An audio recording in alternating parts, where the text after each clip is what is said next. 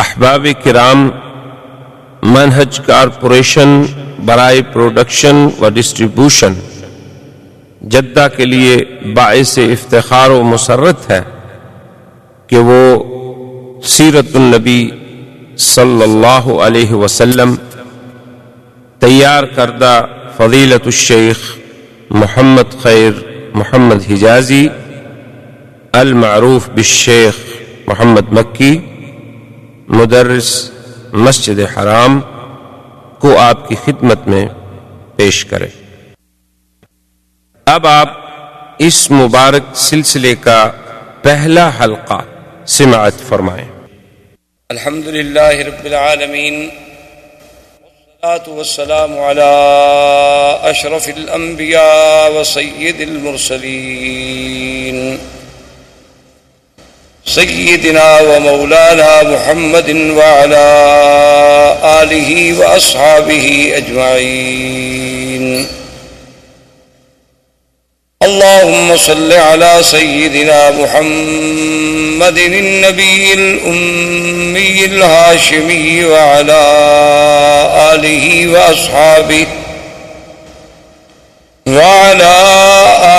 وأصحابه البررة الكرام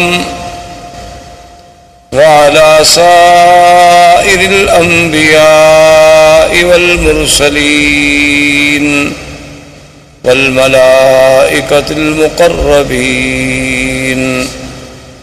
أما بعد فقد قال الله تبارك وتعالى في القرآن المجيد والفرقان الحميد: أعوذ بالله من الشيطان الرجيم، بسم الله الرحمن الرحيم. هو الذي بعث في الأميين رسولا منهم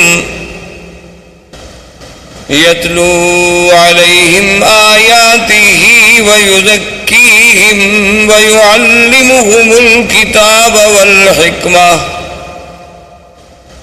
وإن كانوا من قبل لفي ضلال مبين. قال النبي صلى الله عليه وسلم: أنا محمد وأنا أحمد وأنا الماهي الذي يمحو الله بي الكفر وأنا الحاشر الذي يحشر الناس على قدمي وأنا العاقب الذي ليس بعده نبي، أو كما قال النبي صلى الله عليه وسلم. صدق الله العلي العظيم وصدق رسوله النبي الكريم، ونحن على ذلك لمن الشاهدين ومن الشاكرين، والحمد لله رب العالمين. برادران اسلام، آج کے درس میں سیرت رسول پاک صلی اللہ علیہ وسلم کے بارے میں کچھ باتیں عرض کرنی ہیں۔ حضور صلی اللہ علیہ وسلم کی سیرت طیبہ، حضور صلی اللہ علیہ وسلم کی حیات مبارکہ، حضور صلی اللہ علیہ وسلم کی بعثت، حضور صلی اللہ علیہ وسلم کی عالمگیریت، حضور صلی اللہ علیہ وسلم کے انس و جن کے لیے مبعوث ہونا، حضور صلی اللہ علیہ وسلم کی نبوت و رسالت تک قیامت تک کا جاری رہنا، یہ ساری چیزیں اور سارے پہلو اس کے متقاضی ہیں کہ جیسے خود اللہ نے قرآن میں فرمایا ہے کہ میرے نبی صلی اللہ علیہ وسلم کے آنے سے پہلے اس جزیرہ عرب کا اور عرب کے احوال کی کیا کیفیت تھی، تو اس کا پس منظر جب تک ہمیں تھوڑا بہت معلوم نہ ہو تو پھر سیرت کا صحیح مقام جو ہے اس کے سمجھنے تک رسائی حاصل کرنا بہت مشکل ہوتا۔ اس لیے حضور صلی اللہ علیہ وسلم کی بعثت سے قبل احوال عرب کے بارے میں بہت دور اگر ہم جائیں تو بہت مشکل ہو جائے گا، لیکن زیادہ سے زیادہ اختصار کے ساتھ جتنی ہم پہلے ماحول کی، چونکہ قرآن پاک نے بطور خاص یہ فرمایا ہے کہ ہم نے آپ کو کہاں بھیجا۔ ایک تو فرمایا ہم نے آپ کو امیین میں بھیجا کہ جو بالکل پڑھنا لکھنا نہیں جانتے، جن کے پاس کوئی کتاب نہیں تھی، اور دوسری بات جو اللہ نے آخری آیت میں فرمائی اور بار بار فرمائی کہ وَإِن كَانُوا مِن قَبْلُ لَفِي ضَلَالٍ مُبِينٍ، کہ میرے مدنی صلی اللہ علیہ وسلم آپ کی بعثت سے قبل یہ پورا جزیرہ جو تھا ایک کھلی ہوئی گمراہیوں میں پڑا ہوا تھا۔ تو اس کی تفاصیل میں اگر آپ جائیں تو آپ جانتے ہیں یا آپ نے سنا ہوگا یا پڑھا ہوگا انشاءاللہ، عرب جو ہے اصل میں یہ 3 قسم کہلائے جاتے ہیں۔ ایک عرب ہے بائدہ، اور ایک عرب ہے عاربہ، اور ایک عرب ہے مستعربہ۔ یاد رکھیں عربوں کی 3 قسمیں ہیں تاریخ میں۔ ایک عرب بائدہ یعنی جو سب سے پہلے عرب زبان، عربی بولنے والے، عربی جاننے والے، بائدہ کہتے ہیں کہ ہلاک ہو گئے، وہ قومیں جو مٹ گئیں اب جن کا نام و نشان بھی باقی نہیں ہے۔ اگر قرآن پاک ان کا ذکر نہ کرتا تو شاید ہم جانتے بھی نہ اور کوئی اس کا سرا بھی تلاش نہ کر سکتا۔ جیسے پہلی قومیں گزر گئی ہیں، قوم عاد ہے، قوم سمود ہے، قوم صالح ہے، قوم لوط ہے، یہ ساری قومیں آپ کو پتہ ہے کہ یہ مکہ مدینہ منورہ سے خیبر کے راستے میں، مدائن کے راستے میں، اور اسی طرح پھر آپ آگے چلے جائیں۔ قوم لوط جو تھی وہ آج جہاں اردن ہے، جس ملک کو آپ اردن کہتے ہیں، عمان کہتے ہیں، اسی جگہ وہ بحر میت کے نام سے آج بھی وہ جگہ معروف ہے، وہ وہی آباد تھے، ان کے قریہ صدوم جو تھا اسی جگہ تھے۔ تو یہ تو عرب ہیں وہ جو ختم ہو گئے، مٹ گئے، ان کی تو کوئی نسل کا ایک بندہ بھی باقی نہیں بچا جس کے بارے میں آدمی کہے کہ پھر اس کا کیا ہوا۔ اللہ نے ان کا تو استیصال کلی کر دیا، یعنی بالکل ختم ہو گیا، ان کا تو نام و نشان ہی مٹ گیا۔ اچھا اب جناب ایک عرب ہے مستعربہ۔ مستعربہ کا معنی ہوتا ہے کہ جنہوں نے عربی لغت کسی دوسرے سے سیکھی ہو۔ تو ہم زیادہ دور اس لیے نہیں جاتے کہ پھر ہم سیرت کے موضوع پہ آتے آتے بھی کئی مہینے لگ جائیں گے۔ ہم حضور صلی اللہ علیہ وسلم کے جد امجد سیدنا ابراہیم الخلیل علیہ السلام اور سیدنا اسماعیل علیہ السلام، کیونکہ حضور صلی اللہ علیہ وسلم جو ہے ولد اسماعیل ہیں۔ حضور پاک صلی اللہ علیہ وسلم کا نسب جو ہے، آپ کا سلسلہ انساب جو ہے وہ سیدنا اسماعیل علیہ السلام تک جاتا ہے، اور پھر سیدنا اسماعیل علیہ السلام سے سیدنا آدم علیہ السلام تک۔ لیکن اگر ہم اسی سلسلے کو پھر ابتدا سے دیکھیں، یعنی ابتدائے آفرینش سے سیدنا آدم علیہ السلام سے، تو پھر تو ایک پوری تاریخ انسانیت کا ہمیں عبور کرنا پڑے گا۔ لیکن اگر ہم سیدنا اسماعیل اور سیدنا ابراہیم علیہ السلام سے شروع کریں تو ایک تو ہم قریب آ جائیں گے، اور دوسرا ان سے حضور کا براہ راست تعلق ہے کہ حضور صلی اللہ علیہ وسلم ولد اسماعیل۔ تو مختصراً یہ عرض کروں کہ اللہ نے سیدنا ابراہیم علیہ السلام کو حکم دیا کہ اپنے بیوی بچوں کو جا کے ایک ایسے مقام پہ چھوڑیں جہاں کوئی آبادی نہیں، کوئی وہاں انسان نہیں، کیونکہ سیدنا ابراہیم علیہ السلام یا اسماعیل علیہ السلام یہ سرزمین مکہ کے رہنے والے نہیں تھے۔ ان کا اصل جو ہے، ان کی اصل جو ہے وہ عراق اور اس کے بعد شام، فلسطین، شام، عراق، اس کے ان علاقوں میں آپ رہنے والے تھے۔ تو وہاں سے حضرت ابراہیم علیہ السلام آئے، اللہ کے حکم پر اپنی بیوی اور اپنے چھوٹے بچے، دودھ پیتے ہوئے بچے سیدنا اسماعیل علیہ السلام کو حکم خداوندی کے مطابق اسی مقام پہ چھوڑا جہاں اب چاہے زمزم ہے، جہاں یہ کنواں ہے زمزم کا، اسی جگہ ان کو بٹھا دیا۔ اور اللہ کا حکم تھا کہ بولنا بھی نہیں، بتلانا بھی نہیں، بات بھی نہیں کرنی۔ تو ابراہیم الخلیل علیہ السلام خاموشی سے چلے گئے۔ جب وہ جانے لگے تو بی بی ہاجرہ دوڑی پیچھے، انہوں نے کہا الامن تقلنا یا ابراہیم الخلیل، یہ اللہ کیا کر رہے ہو کہ یہاں کوئی انسان نہیں، یہاں کوئی پانی نہیں، یہاں کوئی آبادی نہیں، وادن غیر ذی زرع، کالے پہاڑوں میں گری ہوئی ایک وادی ہے، تو اور یہاں جہاں کعبہ شریف ہے یہاں بالکل ایک ٹیلے کا نشان تھا، تو ہمیں کیسے چھوڑ کے جا رہے ہو؟ ابراہیم علیہ السلام خاموش ہیں چونکہ اللہ کا حکم نہیں جواب دینے کا۔ تو آخر بی بی نے مجبور ہو کر یہ جو جنت المعلا جسے آپ کہتے ہیں نا جنت المعلا، یہ اصل میں اس کو معلا کیوں کہتے ہیں کہ یہ کعبۃ اللہ کا سرزمین مکہ کا اونچا حصہ ہے، یعنی یہ اعلیٰ ہے، اعلیٰ معنی بلند، اور یہ جو ہے اسفل، یہ مسفلہ جس کو آپ کہتے ہیں محلہ مسفلہ، اس کو مسفلہ کیوں کہتے ہیں کہ یہ اسفل ہے، یہ یعنی نیچے والا حصہ ہے اور وہ جانب اعلیٰ ہے۔ اسی لیے جب بھی مسیال، جب بھی سیل آتے ہیں تو اوپر سے پانی گرے گا اور اسی مسیال سے مسفلہ سے ہوتا ہوا پھر نیچے چلا جائے گا طریق لیس سے، تو یہ اعلیٰ جانب تھی، تو اسی لیے وہ جو قبرستان ہے اس کو مومنین کی وجہ سے جنت کا لقب ملا اور جنت المعلا کہلایا۔ تو اس مقام تک بی بی صاحبہ دوڑتی آئیں ابراہیم علیہ السلام کے پیچھے، اور ابراہیم علیہ السلام اونٹنی پہ سوار تھے اور خاموش ہو کے جا رہے۔ تو بی بی نے کہا کہ ایک بات تو بتاؤ، اللہ امرک بہذا، کیا تمہیں تمہارے خدا نے یہ حکم دیا ہے یا تم خود ہم سے ناراض ہو؟ بھائی خامن جو اپنے بچوں کو چھوڑ دے کو وجہ تو ہوگی نا، اپنی بیوی بچوں کو چھوڑ کے جا رہے ہیں، اور چھوڑ بھی ایسی جگہ جا رہے ہیں نا، یہ تو نہیں کہ ان کو سسرال میں بھجوا دیا، بچوں میں بھجوا دیا، کسی بھائی کے گھر میں بھجوا دیا، ایک ایسے مقام پہ چھوڑ دیا کہ وادن غیر ذی زرع، جہاں کچھ بھی نہیں۔ تو جب انہوں نے یہ کہا تو اللہ نے حکم دیا کہ جواب دے، تو آپ نے فرمایا ان اللہ امرنی، اللہ نے مجھے حکم دیا ہے، میں اللہ کے حکم کے بغیر تمہیں نہیں چھوڑ کے جا رہا۔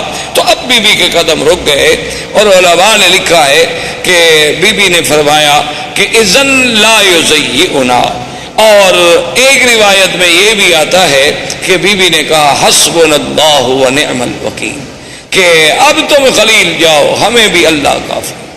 اگر اللہ نے حکم دیا ہے نا تو پھر اللہ ہمیں ضائع نہیں کریں گے، کیونکہ اگر اللہ نے حکم دیا ہے کہ ان کو یہاں چھوڑ دو، تو اگر اللہ ہمیں مارنا چاہتے تو وہیں فلسطین میں مار دیتے، اللہ ہمیں کوئی سزا دینا چاہتے تو وہی شام کے علاقے میں دی جا سکتی تھی۔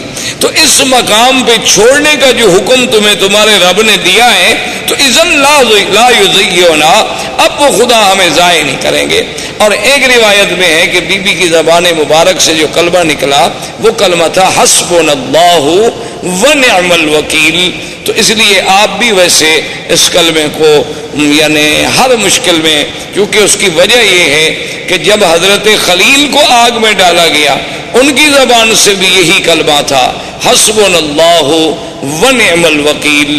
اور جب جنگ احد میں صحابہ پر دشمنوں نے حملہ کیا اور یہ کیفیت تھی کہ ضاقت علیہم الارض بما رحبت، اللہ کی وسیع سرزمین تنگ ہو گئی، یعنی بالکل اب یقین ہو گیا ہلاکت کا، اس وقت بھی صحابہ کی زبان سے نکلا حسبنا اللہ ونعم الوکیل۔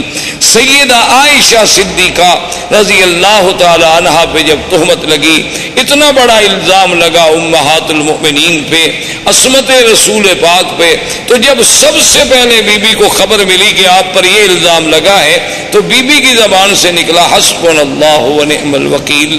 تو اس لیے علماء نے اس پر بڑی کتابیں لکھی ہیں، القول الجمیل فیما جاء فی فضل حسبنا اللہ ونعم الوکیل۔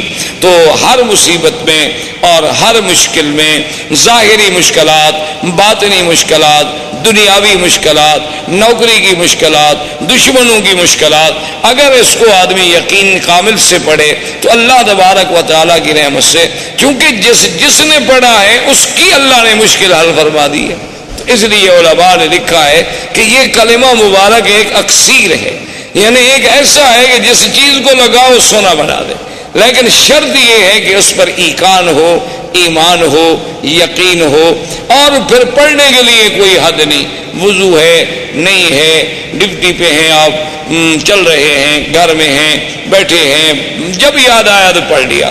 اور جس مشکل کے لیے پڑھیں گے اللہ کی رحمت سے فانقلبوا بنعمت من اللہ وفضل لم یمسسہم سوء. اللہ نے فرمایا کہ جب میرے مدنی کے صحابہ نے اس کلمے کو پڑھا تو ہم نے پھر ان کو نعمتوں کے ساتھ واپس لوٹایا, ان کو ذرا سی بھی پھر ہم نے تکلیف نہیں پہنچنے دی. تو اللہ تبارک و تعالیٰ کے یہ کلمہ مبارک بی بی کی زبان سے بھی علماء نے لکھا ہے کہ نکلا اور بی بی واپس آ گئی. اب بڑا تفصیل کا واقعہ ہے کہ بی بی آئیں, پھر چھوٹا بچہ ہے, اور یعنی اندازہ کریں آپ کہ کتنا خوف و خطر ہے. تو شام جب ہونے لگی تو ہر طرف سے جنگلی درندوں کی آوازیں, کہیں سے شیر, کہیں سے بگیاڑ, کہیں سے کچھ, کہیں سے کچھ, جنگلوں کی درندوں کی آوازیں آ رہی ہیں. اور چھوٹا سا بچہ ہے, چھوٹی سی مشکیزہ ہے, کچھ ستو ہے, کچھ چنے ہیں. یہ آپ کا سارا زاد سامان ہے اور زاد راہ ہے. تو مورخین نے لکھا ہے کہ بی بی صاحبہ شام کو جب اندھیرا چھا گیا تو ایک لکڑی لے کے کھڑی ہوئیں اور انہوں نے سارے علاقوں کی طرف توجہ کر کے خطاب کیا کہ اے جنگل کے درندوں, یہاں انسان تو کوئی نہیں جن کو میں خطاب کروں, لیکن ایک بات یاد رکھ لو کہ میں ایک اللہ کے نبی خلیل کی بیوی ہوں اور اسماعیل کی اماں ہوں. تو کہتے ہیں کہ فوری طور پر بی بی صاحبہ کی آواز سنتے ہی تمام جانور خاموش ہو گئے, اور اس کے بعد بلکہ یہ اظہار ہونے لگا کہ مختلف مقام پہ جانور بیٹھ گئے اور خاموشی کے ساتھ, یعنی جو یہ باتیں کرنے لگے کہ بی بی صاحبہ ہم حملے کے لیے نہیں آئے, ہم تو پہرے کے لیے آئے ہیں. کیونکہ اس کی وجہ تھی کہ یہ وہ مسعود وجود تھا, یہ وہ مسعود بچہ تھا جس کی نسل میں پیدا ہونا تھا حضرت محمد الرسول اللہ صلی اللہ علیہ وعلا آلہ واصحابہ وسلم تسلیما کثیرا کثیرا. تو اگر اسماعیل کی حفاظت نہ ہوتی تو پھر یہ سلسلہ حضور تک کیسے پہنچتا؟ تو اصل میں تو یہ سارا نظم جو ہے اسی پاک نبی کے لیے سجائی جا رہی تھی اور یہ منزل اسی لیے بنائی جا رہی تھی. کہیں آپ نظر ڈالیں, کہیں آسمانوں پہ پہرے ہیں, کہیں کعبۃ اللہ کو بنایا جا رہا ہے, کہیں ابراہیم کو ہجرت پہ بھیجا جا رہا ہے, کبھی ان سے بچے چھڑوائے جا رہے ہیں. تو یہ ساری چیزیں جب ان پہ نظر ڈالیں گے تو محسوس ہوگا کہ یہ ساری محفل جس کے لیے سجائی جا رہی تھی وہ آنے والے تھے حضرت محمد الرسول اللہ صلی اللہ علیہ وعلا آلہ واصحابہ وسلم تسلیما کثیرا کثیرا. تو اب جناب سیدنا اسماعیل علیہ السلام کا پانی ختم ہوا, بی بی صاحبہ صفا مروہ پہ دوڑی, صفا پہ چڑھی, مروہ پہ گئی, مروہ پہ چڑھی, صفا پہ پہنچی اور 7 چکر لگائے. تو اللہ پاک کو یہ دوڑنا اتنا پسند آیا کہ مسا جو ہے اس کو قیامت تک کے لیے شاعر اللہ قرار دے دیا گیا. اب جناب بی بی کے کان میں آواز آئی کہ جاء الغوث, کہ اللہ کی مدد آ گئی. بی بی نہ گھبرائیں. تو بی بی صاحبہ کھڑی ہو گئی, انہوں نے کہا کون ہو آواز دینے والے, سامنے آؤ. خیر سامنے کوئی پھر آواز آئی کہ بی بی صاحبہ نہ گھبرائیں, اللہ کی مدد آ گئی. اور اللہ نے حکم دیا کہ جبریل جس جگہ اسماعیل علیہ السلام کے پاؤں ہیں نا اسی جگہ جا کے پر مارو. تو یہاں آ کر حضرت جبریل علیہ السلام نے اپنا پر مارا اور یہاں سے چشمہ زمزم کا پانی نکلا. تو یہ زمزم کا پانی جو ہے اس میں اب آپ دیکھیں یعنی کئی نعمتیں شامل ہو گئی. ایک تو یعنی جبریل علیہ السلام کا پر ہے, اور دوسرا اللہ کے نبی اسماعیل کے پاؤں ہیں, اور تیسرا اس میں ایک بڑی نعمت ملی ہے کہ حضور صلی اللہ علیہ وسلم نے آمنہ کے لال نے جب پیا تو آپ نے پینے کے بعد پانی بچا کے برتن میں ڈالا اور اپنا لعاب مبارک ڈالا, اور اس کے بعد حکم دیا کہ اس کو بھی زمزم میں ڈال دو, تاکہ وہ اسماعیل سے جو سلسلہ ہے نبوت کا جیسے زمزم ہے اسی طرح وہ سلسلہ بھی جڑ جائے کہ قیامت تک امت کو زمزم ملے کہ اللہ کے فرشتے کا پر ہو, میرے دادے کے پاؤں ہوں اور محمد مدنی کا لعاب ہو. اس لیے علماء نے لکھا ہے کہ زمزم کا پانی جو ہے وہ جنت کے پانی سے افضل ہے, حوض کوثر سے افضل ہے, یعنی جنت کی نہروں سے افضل ہے. انہوں نے کہا اس کی وجہ یہ ہے کہ جنت کی نہریں تو اللہ کے حکم سے پیدا ہو گئی نا, کن ہو جا بس ہو گئی, اور اسباب کی حد تک تو وہاں کوئی چیز نہیں, حکم دیا گیا کہ جنت بن جا بن گئی. حکم دے دیا نہریں جاری ہو جائیں، ہو گئی۔ لیکن یہاں تو اسباب بھی ہیں کہ دو نبی اکٹھے، ایک رسول نوری ہے جبریل، وہ بھی رسول ہے، قاصد ہے اللہ کا، اور ایک پیغمبر حضرت اسماعیل، اور تیسرے پیغمبر سیدنا محمد الرسول اللہ۔ تو ان سب چیزوں کے جمع ہونے سے زمزم کو جو فضیلت ملی وہ جنت کے پانی سے بھی زیادہ بڑھ گئی۔ تو اس لیے علماء نے لکھا کہ جب معراج پہ جانے سے قبل حضور پاک کا سینہ مبارک کھولا گیا تو ہر چیز جبرائیل جنت سے لائے، لیکن پانی زمزم سے لیا، جو دلیل تھی اس بات کی کہ پانی زمزم کا افضل ہے، ورنہ اگر اور کوئی پانی افضل ہوتا تو وہاں سے پانی لانا جبریل کے لیے کیا مشکل تھا۔ جنت سے جب تستم من ذہب، سارا سامان جنت سے لائے، آپریشن کے سامان سارا جنت سے لائے، ٹانکے لگانے کے لیے دھاگا سارا جنت سے آیا، ہر چیز جنت سے لائی گئی، لیکن پانی زمزم کا استعمال ہوا کیونکہ افضل رسول کا افضل دل جو تھا وہ افضل پانی سے دھل سکتا تھا۔ تو اس لیے اللہ تبارک و تعالیٰ نے اس پانی کو ایک شرف بخشا۔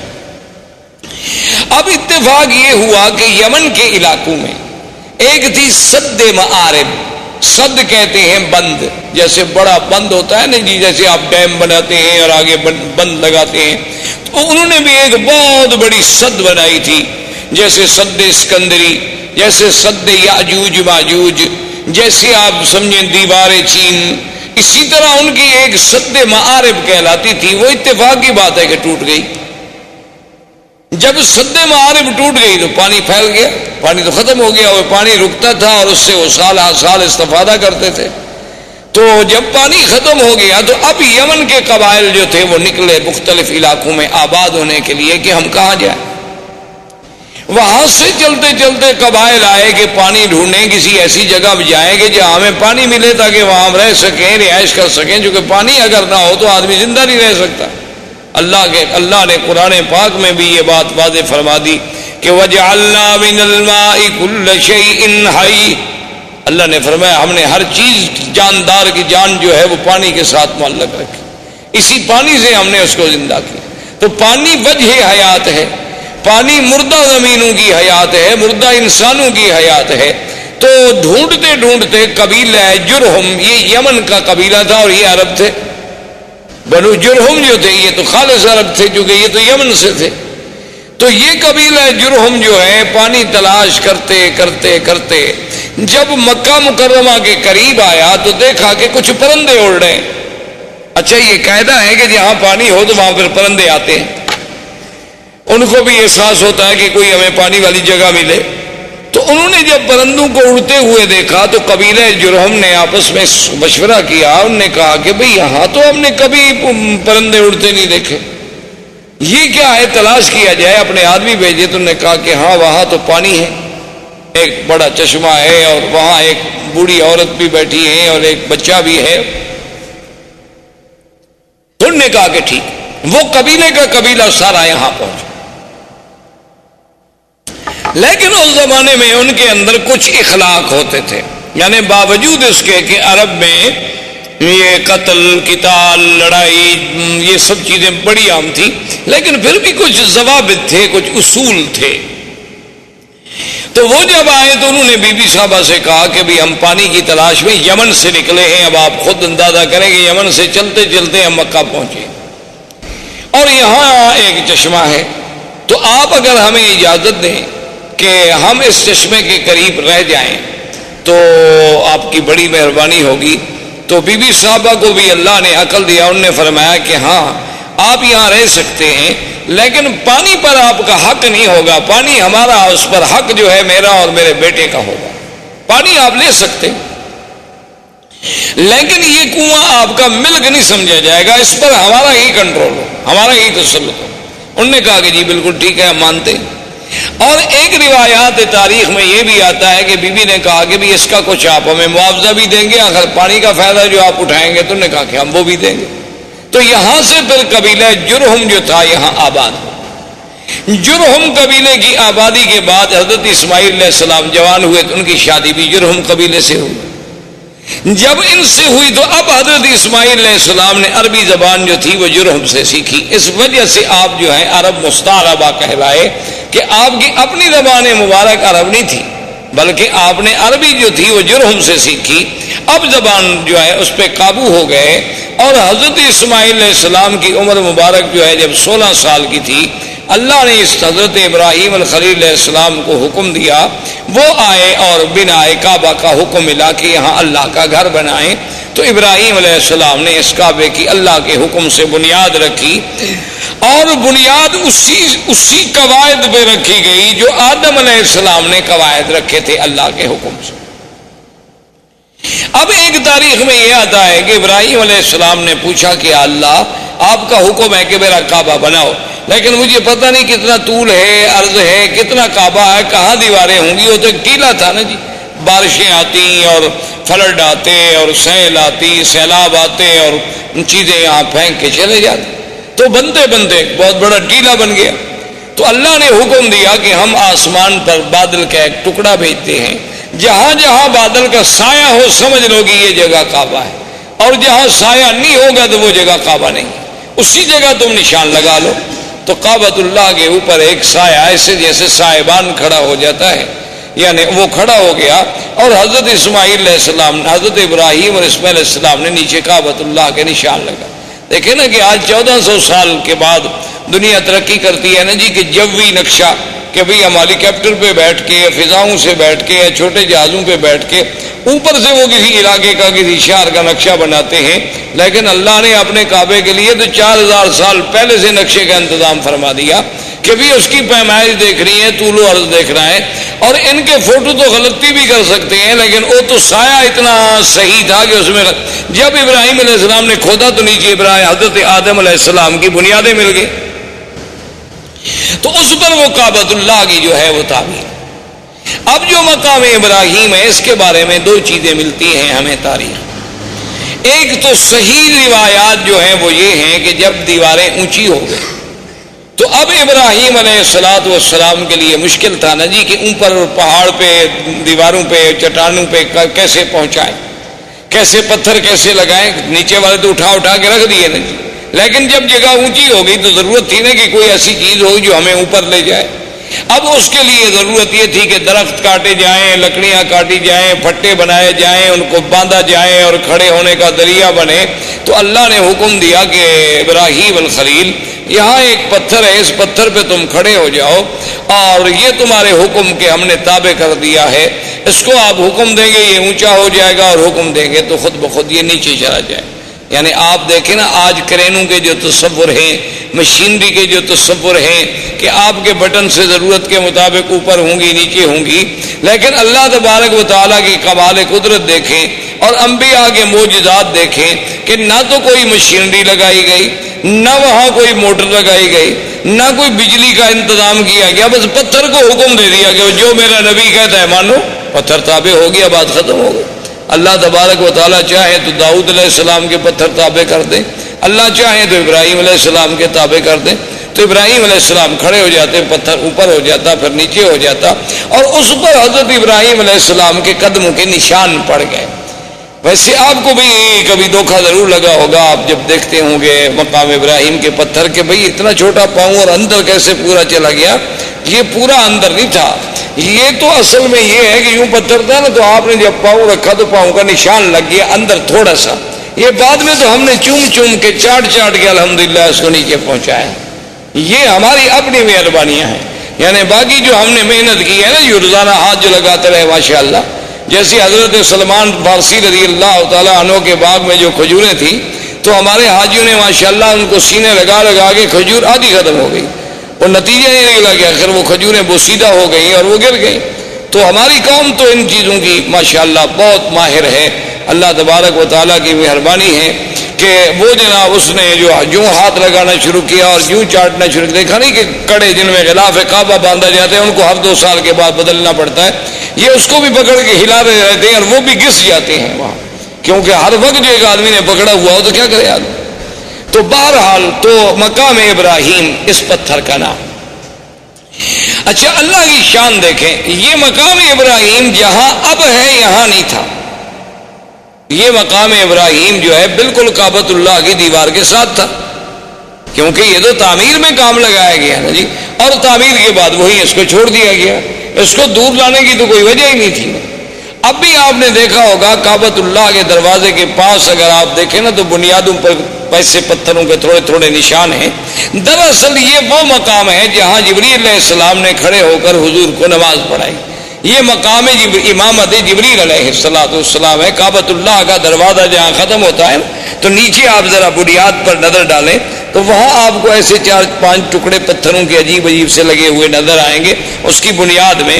تو یہ وہ جگہ ہے جہاں سیدنا آقا انعامدار سرکار دو عالم صلی اللہ علیہ وسلم کو جبریل نے نمازیں پڑھائیں، 5 اول وقت میں اور 5 آخر وقت میں.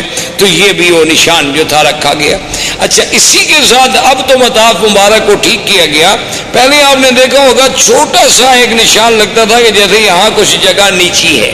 تو یہ وہ جگہ تھی جہاں کعبۃ اللہ کے لیے مٹی اور گارا بنایا جاتا تھا کعبۃ اللہ کی دیواروں کو لگانے کے لیے. تو یہ وہ مقام تھا جہاں سیدنا ابراہیم علیہ السلام نے مٹی بنائی اور اس کا پانی ڈالا تاکہ پتھروں کو جمانے کے لیے اس مٹی سے فائدہ اٹھایا جا سکے. اچھا، اب خدا کی شان ہے کہ جہاں کا موجودہ حالت میں مقام ابراہیم ہے اس کی وجہ یہ ہوئی کہ ایک دفعہ سیل آئی بڑی زبردست، سیل، فلڈ، سیلاب وہ آیا اور وہ مقام ابراہیم کو بہا کے لے گیا، یعنی اتنا دور کر دیا اس پتھر کو. تو اب صحابہ اکٹھے ہوئے کہ بھی اس کا کیا حل کیا جائے، اس کو وہاں لے جائیں جہاں اپنے اصل مقام پہ تھا، یا اس مقام ابراہیم کے حجر ابراہیم کو ہم یہاں رہنے دیں. اب یہاں پہنچ گیا تو صحابہ نے مشورہ کیا بھی وہاں لے جانے سے کعبۃ اللہ کے طواف کرنے والوں کو رکاوٹ بنے گی، کیونکہ وہ دیوار سے تھوڑے فاصلے پر تھا. اگر یہاں دور ہو گیا تو اچھی بات ہے، کافی درمیان میں فاصلہ ہے. اس وقت تو تصور اتنے لوگوں کا ہوتا تھا نا جی. یہ تو بعد میں الحمدللہ اللہم زد فزد کہ ہر سال اللہ کی رحمت سے عدد جو ہے بڑھتا جا رہا ہے اور انشاءاللہ قیامت تک بڑھتا چلا جائے گا.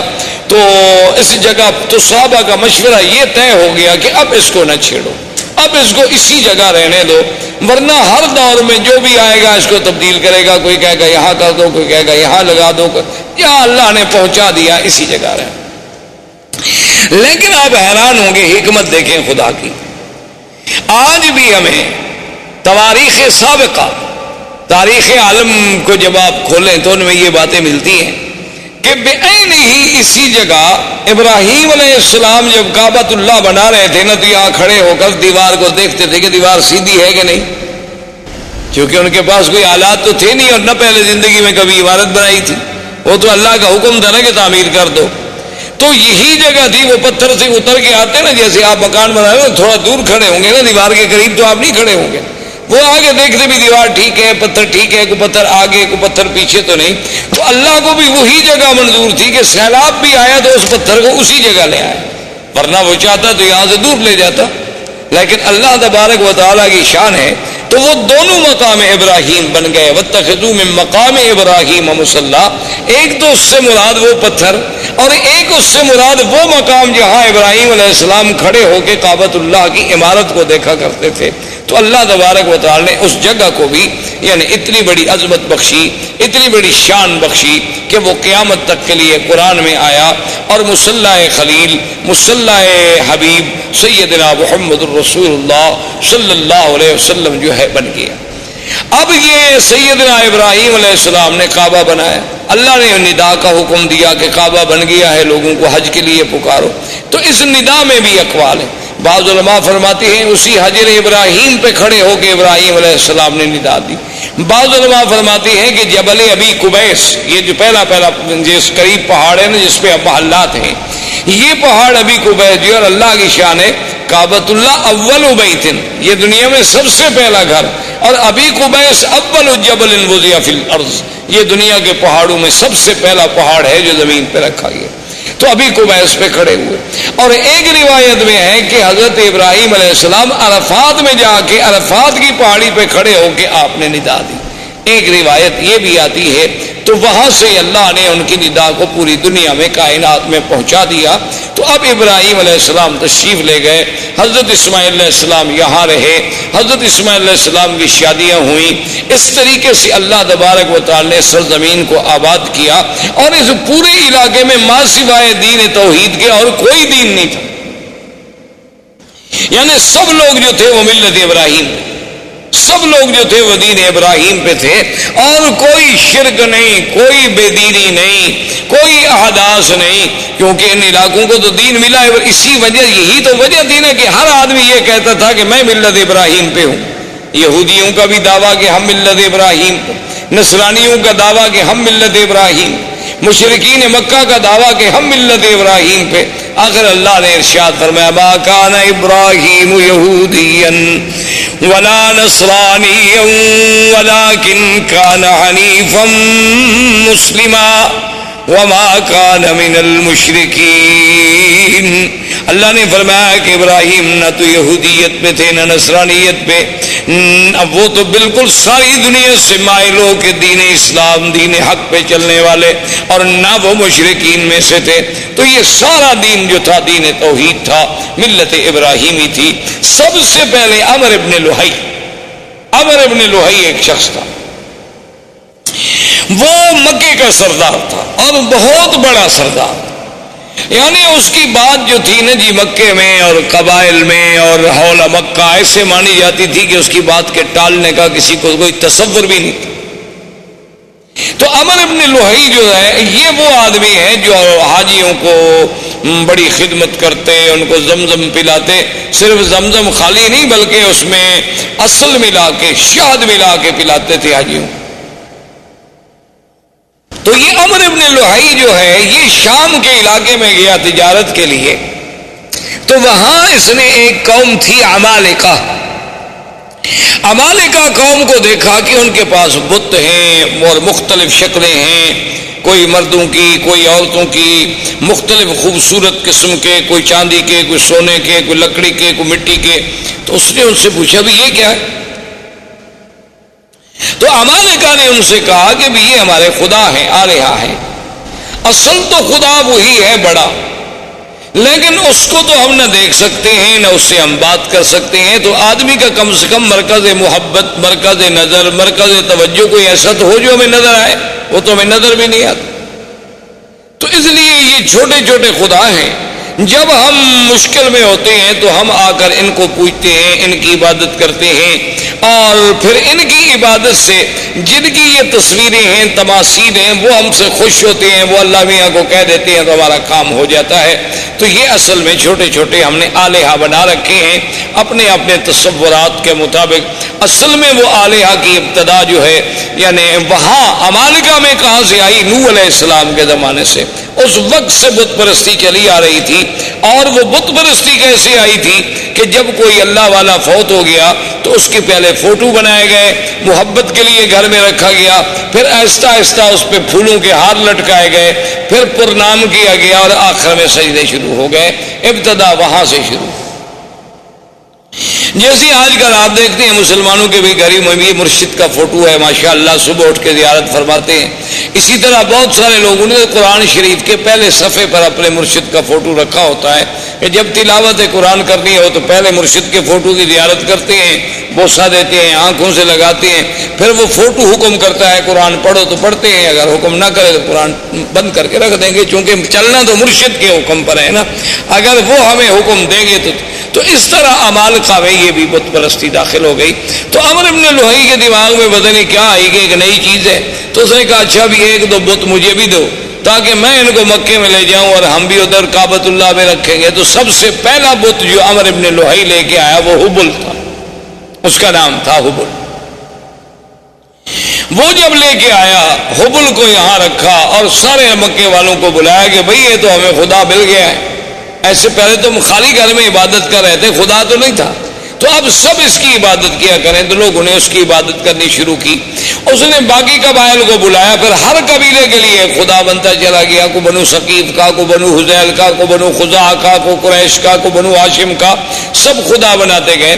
اور پھر اس نے لوگوں سے یہ بھی کہہ دیا، اس نے کہا کہ دیکھو یہ بت تو بناؤ، خدا تو بناؤ، لیکن یہ شرط ہے کہ مٹی ہمارے اس شہر کی ہو، یعنی پتھر یہاں سے لو، مٹی بھی یہاں سے لو، پھر اس سے بناؤ، ہر مٹی سے نہ بناؤ، چونکہ یہ تو اللہ کے گھر کی مٹی ہے نا، یہ تو مبارک مٹی ہے۔ یہ چیزیں جو ہے نا جی اس کے دماغ میں آئیں. اس لیے حضور پاک نے فرمایا تھا کہ اول من بدل الدین عامر بن لہی، سب سے پہلے اللہ کے دین میں تحریف کرنے والا، بدلنے والا اور شرک کی ابتدا کرنے والا سرزمین مکہ میں جو تھا تو عامر بن لہی تھا. اور حضور نے یہ بھی ارشاد فرمایا کہ انی رائی تو، فرمایا میں نے مجھے دکھایا گیا ہے کہ یہ جر امعاہ فی النار، کہ وہ اپنی آنتیں جو ہے جہنم میں گھسیٹتا ہوا جہنم میں چل رہا ہے. تو یہ وہ پہلا شخص تھا جس سے بت پرستی کی ابتدا ہو. اس نے آرڈر کر دیا کہ بھئی کوئی آدمی بت بنائے، ہر قبیلہ بت بنائے، لیکن وہ بت مکے کے پتھروں سے ہو. اور دوسری بات یہ ہو گئی، اس نے حکم کر دیا کہ ہر قبیلہ جو بت بنائے اپنا ایک بت جو ہے وہ یہاں رکھے. یعنی ہم اس قبیلے کو شرف دیں گے کہ تمہارا خدا جو ہے وہ کعبے میں موجود ہے، اور اگر اس قبیلے سے لڑائی ہو جاتی تو اس کے خدا کو بھی نکال دیتے تھے کہ بھئی اب تمہارا خدا یہاں نہیں رہ سکتا، تمہارا ہمارا جھگڑا ہے. تو اس طرح جناب یہ ہوا، حتیٰ کہ بڑا عجیب واقعہ ہے کہ ایک شخص سفر پہ گیا تو اس کو وہ اپنا بت جو تھا وہ بھول گیا، اور مکہ مکرمہ سے پتھر اٹھانا بھی بھول گیا. اب راستے میں اس کا دل ہوا کہ میں اپنے خدا کی پوجا کروں، اپنے بت کی پوجا کروں، اپنے صنم کو پوجوں. تو اب اس نے کہا بھی میں کہاں سے بناؤں، وہ تو میں مکہ سے تو پتھر لایا نہیں. جیسے ہمارے روافض نے بھی آپ نے دیکھا ہے، ان کا بھی ایک مٹی کا ایک ایسے ٹھیلا گول سا بنا ہوتا ہے، وہ سجدے میں وہی استعمال کرتے ہیں. وہ کہتے ہیں یہ قرب و بلا کی مٹی ہے، تو وہ مقدس مقام کی مٹی ہے، اس کے بغیر ہمارا سجدہ نہیں ہوتا. کیونکہ حضرت حسین نے شہید ہوتے وقت اسی پہ سجدہ کیا تھا، تو لہٰذا وہی مٹی لے کے وہ ہر جگہ چلتے ہیں، اس کو بنایا ہوتا ہے، وہ سامنے رکھیں گے اور اسی پہ وہ اپنا سجدہ کریں گے، باقی کسی جگہ کے لیے ان کا سجدہ نہیں ہوتا.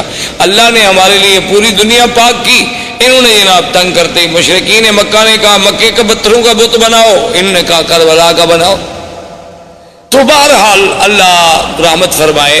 تو اب جناب یہ ہوا کہ اس بندے کو سوچ آئی کہ میں کیا کروں. اس نے کہا کہ میرے پاس کھجوریں البتہ تھی، سفر میں اور تو کوئی خوراک نہیں ہوتی تھی، تو میں نے کھجوروں کو اکٹھا کیا اور کھجوروں کو، جیسے میرا بت تھا نا اس کی شکل کا ایک بت کھجوروں سے بنایا، کھجوروں سے اس کی گٹھلیاں نکال دی اور کھجوروں کو معجون کی شکل دے کر میں نے اس کا بت بنا دیا اور اس کی پوجا کرنی شروع. اس کی عبادت کرتا رہا، لیکن کہتے ہیں جب بعد میں بھوک لگی تو خدا کو کھا گیا، اور میں کیا کرتا. وہ کہتے ہیں آخر میرے پاس کوئی حل نہیں تھا. جب سفر میں مجھے بھوک نے ستایا تو میں نے کہا یار میں اب کیا کروں. تو میں نے پھر خدا کی پہلے ٹانگ کاٹی، پھر ہاتھ کاٹا، پھر گردن کاٹی، اور آہستہ آہستہ کھا گیا. سارا سفر میں راستے میں بندہ خدا کو کھا گیا. یعنی آپ اندازہ کریں جاہلیت کا. اسی لیے اکبر نے حالی نے کہا تھا نا کہ کھڑے ہیں پڑے ہیں پڑے ہیں، جو ماپو تو بندے خدا سے بڑے ہیں. تو یہ فطرت انسانی ہے کہ جب وہ بھٹکتی ہے تو پھر ایسی حرکتیں کرتی.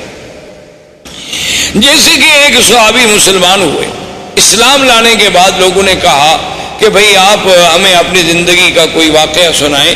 اس نے کہا کہ بھئی آپ تو کہتے ہیں کہ یہ بت جو ہے نا کوئی فائدہ نہیں پہنچاتے، لیکن میرا جو خدا تھا نا، جو میرا بت تھا جس کی میں پوجا کرتا تھا، اس نے مجھے بہت فائدہ پہنچایا.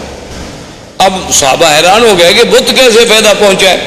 اس نے کہا ابھی کیسے. اس نے کہا اصل میں ایک دفعہ سفر پہ گیا، صحرا کا سفر تھا، تو میں اپنے بت کو چھوڑ کے کسی کام گیا، واپس آیا تو دیکھا کہ والثعلب یبول علی راسہ، کہ ایک صحرا کی لومڑی کھڑی ہے اور میرے اس بت پہ پیشاب کر رہی ہے.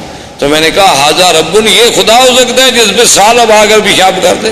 تو میں نے اس وقت اس کو پھینک دیا اور دل میں اسلام داخل ہو گیا کہ واقعی اللہ تبارک و تعالیٰ کے دین کے علاوہ یہ محض ہمارے تخیلات ہیں اور فسادات ہیں.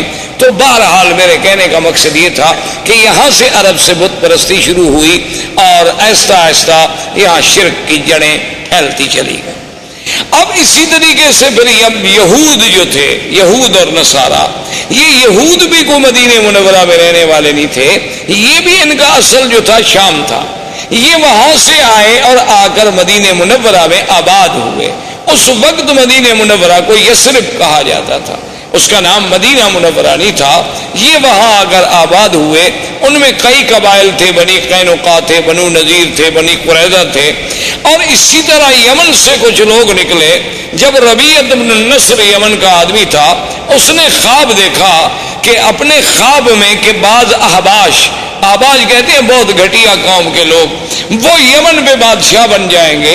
تو وہ ڈر کے مارے اپنے خاندان کو لے کر وہ بھی وہاں سے نکلا اور حیرہ میں جا کے اس نے، عراق کے اندر ایک جگہ ہے حیرہ، وہاں جا کر اس نے ڈیرا ڈالا، اور اس کے بعد پھر اس کا لڑکا پیدا ہوا جس کا نام جو ہے سنان ابن اسعد تھا، سنان اسعد، جس کا لقب تبا تھا، یہ اس کا بیٹا تھا، اور یہ پھر بہت بڑا بادشاہ بنا، اور اس نے پھر بڑی جنگیں کی اور بڑی لڑائیاں کی، اور یہ اسی ضمن میں آیا، مدینہ منورہ میں پہنچا، پھر مدینہ منورہ سے آگے چلا گیا، اور اس نے اپنے ایک بیٹے کو اسی یثرب کے مقام پہ چھوڑ دیا کہ بھی تم یہاں رہو، سنا ہے کہ یہاں علماء رہتے ہیں، اہل کتاب لوگ ہیں، ان سے کچھ استفادہ کرو۔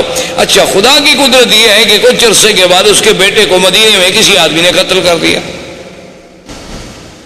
وہ جب قتل ہوا تو اس کو اطلاع ملی کہ تمہارا تو بیٹا قتل ہو گیا، اس نے جناب چڑھائی کی، اس نے آگے چڑھائی کی اور جنگ لڑی، اور خدا کی شان دیکھیں، دنیا کی تاریخ میں یہ نرالی جنگ تھی کہ مدینے والے لوگ اس سے، بادشاہ طبا کی فوجوں سے، یمن کی فوجوں سے سارا دن لڑائی لڑتے، جب شام ہوتی تو ان کے لیے کھانا بھجواتے، جب شام ہو جاتی وہ کہتے نہیں لڑائی اپنی جگہ ہے، مہمان ہیں یمن سے چل کے آئے ہیں مدینہ، کھانا تو دینا ہے۔ دن میں لڑائی اور شام، حیران ہوگی یہ کیسی قوم۔ ایک دن اس نے، علماء یہود تھے تو وہ آئے اس کے پاس، انہوں نے کہا کہ دیکھو تم چاہتے کیا ہو؟ اس نے کہا میرے بیٹے کو انہوں نے قتل کیا۔ انہوں نے کہا بیٹے کو قتل کیا، تم نے کتنے قتل کر دیے؟ اور تمہارا تو ایک بیٹا قتل ہوا، تم نے کتنے قتل کر دیے؟ چاہتے؟ اس نے کہا نہیں، میں تو یثرب کو مٹا دوں گا، میں تو اس شہر کا نام و نشان نہیں چھوڑوں گا دنیا میں۔ اس نے کہا بات سنو، یہ وہ جگہ نہیں جسے تم مٹا سکو، ہذہ مہجر محمد الرسول اللہ صلی اللہ علیہ وسلم، یہ ایک نبی پیدا ہوں گے عربی محمد پاک جن کی ہجرت کا مقام ہے، اس کو تم نہیں مٹا سکتے، اس کے مٹانے کا خیال چھوڑ دو، تم خود مٹ جاؤ۔ اچھا، تو وہ جناب ان کے کہنے پہ لڑائی مدینے سے بند ہو گئی، اور اس نے کہا اچھا ایسا کرو کہ تم دو علماء یہود جو ہے نا تم میرے ساتھ چلو، تاکہ میرے ملک میں بھی جا کے کوئی دین پھیلاؤ۔ اب جناب راستے میں ابھی وہ سفر کر رہا تھا کہ بنو حذیل ایک قبیلہ ہے جو مکے میں آباد تھا۔ یہ بنو حذیل قبیلے کے لوگ جو تھے یہ دوڑے ہوئے پہنچے اس بادشاہ کے پاس، طبا کے پاس۔ انہوں نے کہا کہ هل تريد من الذهب والفضة ومن المجوهرات شيئا عظيما، کیا تمہیں چاہیے کہ تمہیں ہم سونا، چاندی، ہیرے، جواہرات کا ڈھیر حوالے کر دیں؟ تم چاہتے ہو؟ اس نے کہا کون نہیں چاہتا۔ تو اس نے کہا وہ سارا کعبہ شریف کے اندر جو ہے یہ تمام دنیا کا سونا موجود ہے، آگے لے لو۔ کیونکہ اصل یہ بات ٹھیک بھی تھی، کیونکہ کعبۃ اللہ جب بنایا گیا نا جی تو اس کے درمیان میں ایک کنویں نما شکل بھی تھی، تو لوگ اس میں زیورات، سونا، چاندی، ہر چیز ڈالا کرتے تھے۔ یہ اسی کی نقل ہے نا کہ اللہ کے گھر کی تعظیم کی جاتی ہے، اب لوگ قبروں پہ جا کے اسی طرح پیسے ڈالتے ہیں، چاندی، سونا، زیورات، ہر چیز ڈالتے ہیں۔ تو بہرحال یہ ہے کہ اس نے کعبہ کو ٹھیک، اب اس نے فیصلہ کر لیا کہ کعبۃ اللہ کو جا کے گرا دو، اور وہاں جو خزانے دفن ہیں وہ سارے خزانے نکال کے میں یمن چلے جاؤں۔ ابھی اس نے یہ ارادہ کیا تھا کہ بالکل سیاہ ایسی اندھیری آئی کہ اتنا اندھیرا چھا گیا کہ اپنا ہاتھ بندے کو نظر نہیں آتا۔ اس نے پھر ان علماء یہود کو بلایا کہ جلدی آؤ، یہ کیا ہو گیا؟ انہوں نے کہا کہ راستے میں ایک شہر ہے، اس کے بارے میں تو تم نے کوئی بری نیت نہیں کی۔ انہوں نے کہا ہاں بالکل، یہ بنو حذیل کے لوگ آئے ہیں، وہ کہتے ہیں کہ وہاں کعبے میں بہت بڑا خزانہ دفن ہے، میں جا کے کعبے کو گراؤں گا۔ اس نے کہا تم کعبے کو نہیں گرا سکتے، وہ اللہ کا گھر ہے، وہ بنائے ابراہیم ہے، تم فوراً توبہ کرو اور چل کے کعبے کا طواف کرو۔ اس نے کہا طواف تو خیر میں نہیں جانتا، چلو پھر میں ویسے تعظیم کرتا ہوں، احتراماً میں چلا جاؤں گا، لیکن میں گراؤں گا نہیں، اب میں نے توبہ کر لی۔ اس نے توبہ کر لی کعبۃ اللہ کے نہ گرانے کی۔ رات کو خواب میں دیکھا کہ میں کعبۃ اللہ پہ غلاف چڑھا رہا ہوں۔ تو اس نے علماء یہود سے کہا، انہوں نے کہا چلو تعظیم کا یہ بھی ایک طریقہ ہے کہ اس کعبۃ اللہ پہ تم غلاف چڑھاؤ۔ تو سب سے پہلا غلاف چڑھانے والا وہ طبا تھا، وہ سنان ابن اسعد۔ اس نے غلاف چڑھایا، پھر یہ غلاف چڑھتے رہے۔ اچھا کبھی ایسا بھی ہوتا تھا کہ غلاف پہ غلاف چڑھتے گئے، غلاف پہ غلاف چڑھتے گئے، تو بعض اوقات تو یہ بھی فیصلہ کرنا پڑا کہ ان غلافوں کے بوجھ سے کہیں دیواریں نہ گر جائیں، اس لیے پھر حکم دیا گیا کہ ایک غلاف رکھو، بھئی اتنے غلاف تو نہ چڑھاؤ۔ تو یہ ان دونوں یہودیوں کو لے کر اپنے ملک میں گیا، جس کی وجہ سے یمن میں بھی یہودیت پھیل گئی، یمن میں بھی یہودیت غالب آ گئی۔ اب اسی زمانے میں یمن میں یہودیت کا غلبہ ہو گیا، نجران کے علاقوں میں کچھ نصارہ تھے، اور اسی طرح ہرقل قیصر روم جو ہے وہ نصرانی تھا۔ تو اسی زمانے میں وہ ابو نواس بادشاہ تھا جس نے حدود بنائی تھی، جس نے خندقیں کھودی اور مسلمانوں کو جس میں جلایا گیا تھا، وہ ابو نواس تھا۔ اس نے جناب لوگوں کو جلا ڈالا کہ بھی یا تم مجھے خدا مانو ورنہ میں تمہیں آگ میں جلا ڈالوں۔ تو اس جلنے والے واقعے میں سے صرف ایک آدمی تھا جو بچ گیا، دوس۔ وہ وہاں سے بھاگا اور اس نے جا کے ہرقل سے کہا کہ یہ کیا بات ہے کہ ایک ہزاروں آدمیوں کو زندہ آگ میں جلا دیا جائے، اب تو یمن کے ہمارے قبیلوں میں کوئی بچہ ہی نہیں، میں صرف اپنی جان بچا کے بھاگ کے تمہارے پاس آیا ہوں، تم میری مدد کرو۔ تو ہرقل نے قیصر روم، اس وقت اس کا لقب تھا قیصر، دو سپر پاور تھی اس زمانے میں، ایک فارس اور ایک قیصر، ایک روم، یہ دو سپر پاوریں تھیں۔ تو یہ سارے علاقے جو تھے نا جی، المانیہ سے لے کر یمن تک، یہ ان کے تسلط میں تھے، اور یہ فارس کا ماورا النہر اور ترکمنستان اور یہ ساری جو اب آپ کی ریاستیں آزاد، یہ ساری کی ساری فارس کے قبضے میں تھی۔ تو یہ دونوں طاقتیں تھیں۔ تو قیصر روم نے حکم دیا حبشہ کے بادشاہ نجاشی کو کہ 70,000 کی فوج لے کر فوراً تم اس پہ حملہ کرو جس نے اتنے لوگوں کو آگ میں ڈالا اور جلا ڈالا ہے۔ تو نجاشی آیا۔ نجاشی کے بعد اس کے گورنروں میں دو آدمی تھے، ایک کا نام فریاد تھا اور ایک کا نام ابرہہ۔ اس طرح یہ دین نصرانیت اور دین یہودیت جو ہے ان علاقوں میں پھیلتا چلا گیا۔ یہاں عمر بن لوہی کی وجہ سے بت پرستی شروع ہو گئی، مشرکین مکہ آ گئے، اور ماہوالی جو تھے اس میں یہودیت اور نصرانیت کے بیج ڈال دیے گئے۔ اسلام جو تھا اصل، اور ملت ابراہیم کا جو اصل تصور تھا وہ ختم ہو گیا۔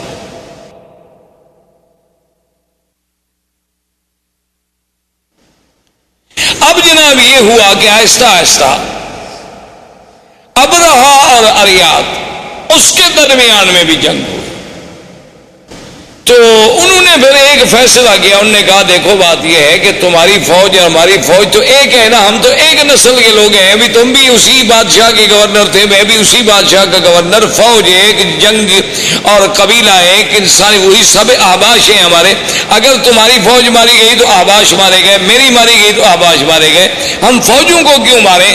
ہم ایسا کیوں نہ کریں کہ ہم دونوں آپس میں لڑیں، جو مر گیا مر گیا، جو بچ گیا وہ حاکم بن جائے۔ تو ابرہہ اور فریاد نے آپس میں جنگ لڑی۔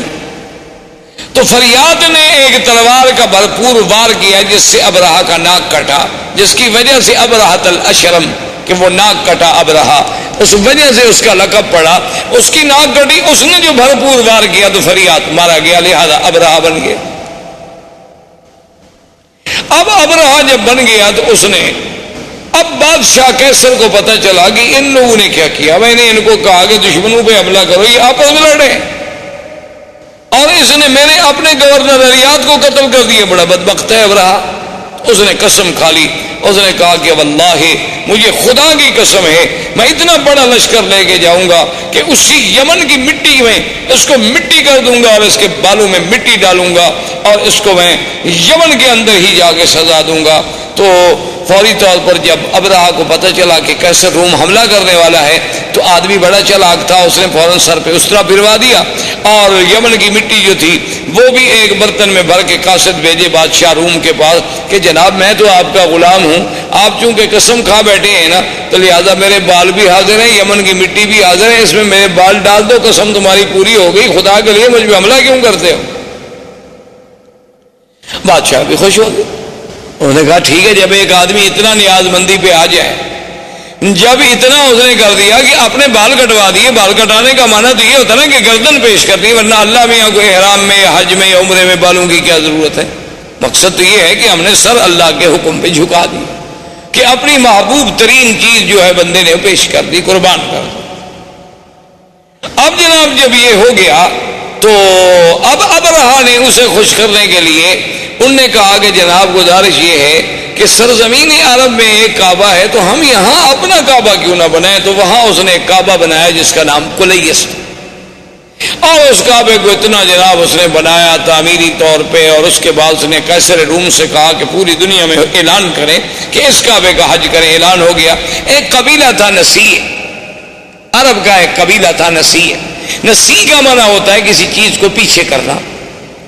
اچھا، یہ قبیلہ جو تھا نا، یہ حرم کے بڑے مجاور تھے اور حرم کے بڑے خادم تھے، اور یہ مکہ اور طائف کے قریب درمیان میں یہاں ان کا قبیلہ آباد تھا۔ اصل میں ان کو نسیع کیوں کہا جاتا تھا کہ 4 مہینے ہیں نا جن میں جنگ اللہ نے حرام کر دی تھی، 4 حرم۔ اچھا، وہ 4 مہینے کون سے تھے؟ رجب، اچھا اس کے بعد پھر ذی القعدہ، ذی الحجہ اور محرم۔ اچھا، یہ 3 مہینے اکٹھے ہیں، ذی القعدہ، ذی الحجہ، محرم، رجب اکیلا ہے۔ اب جناب جب یہ اتنی مدت ہو جائے عربوں کو لڑائی نہ ہو، تو عرب تو بغیر لڑائی کے رہ نہیں سکتے تھے نا، یہ تو قومیں ایسی تھی کہ بس ہر وقت لڑنا ہے۔ ان کی لڑائیاں اس بات پہ بھی ہوئی ہیں کہ ایک قبیلے نے کہا کہ تمہارے درختوں سے ایک چڑیا اڑی اور میرے درختوں پہ آ کے بیٹھ گئی، یہ زیادتی کیوں ہوئی؟ اس میں لڑائی شروع ہو گئی اور سینکڑوں آدمی قتل ہو گئے کہ وہاں سے چڑیا اڑ کے میرے باغ میں کیوں آئی، لڑائی ہو گئی۔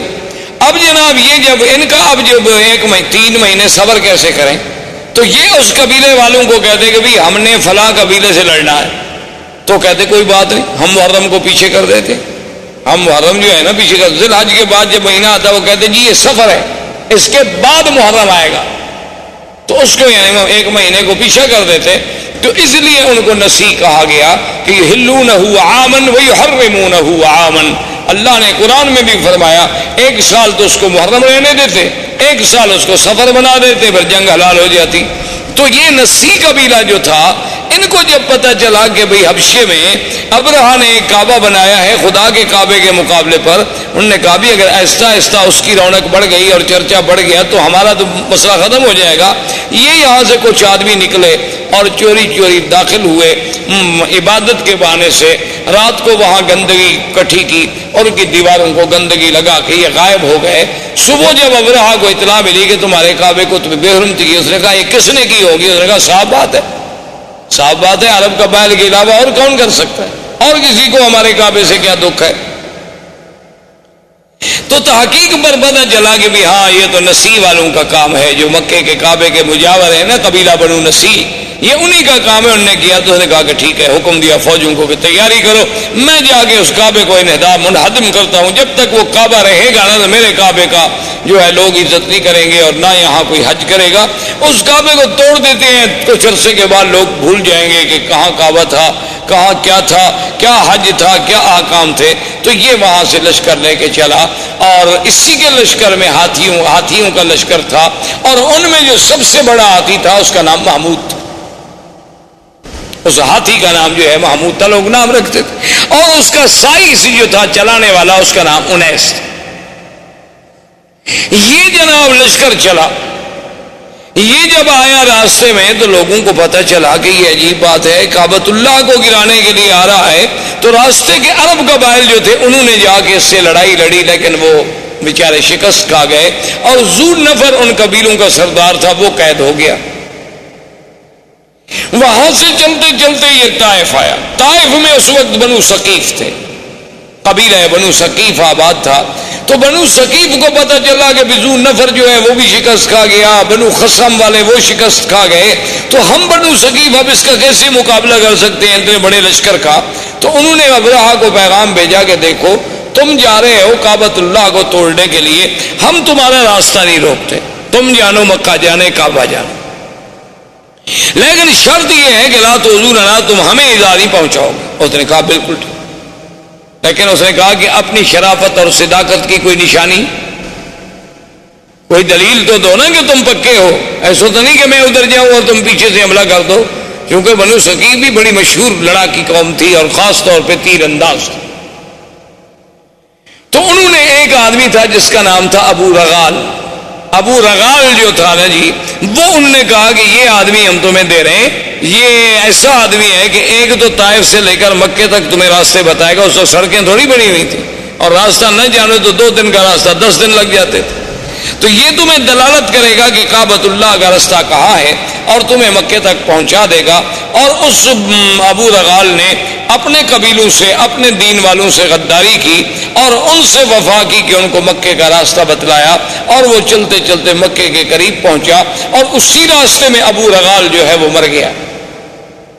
اور دنیا میں تاریخ میں یہ بات موجود ہے آج بھی کہ اس کی قبر جو تھی نا جی، آج تک دنیا میں ابی رغال کی قبر مشہور تھی کہ بعد میں عرب والے جاتے تھے اس کی قبر پہ جا کے پتھر مارتے تھے، جیسے جمرۃ العقبہ کو مارتے ہیں نا، کہ یہ وہ بدبخت ہے کہ جس نے اپنے دین کو بھی چھوڑا، اپنے قبیلوں کو بھی چھوڑا اور ابرہہ کو لے آیا کعبہ گرانے کے لیے۔ تو ابو رغال وہاں مر گیا۔ ابرہہ کا لشکر جب کعبۃ اللہ کے قریب پہنچے، اس نے ڈیرا ڈال دیا اور حکم دے دیا کہ جو لوگ ملے، مال ملے، مویشی ملے، سب پکڑ لو، چونکہ روپ ڈالنا تھا مکے والوں پر۔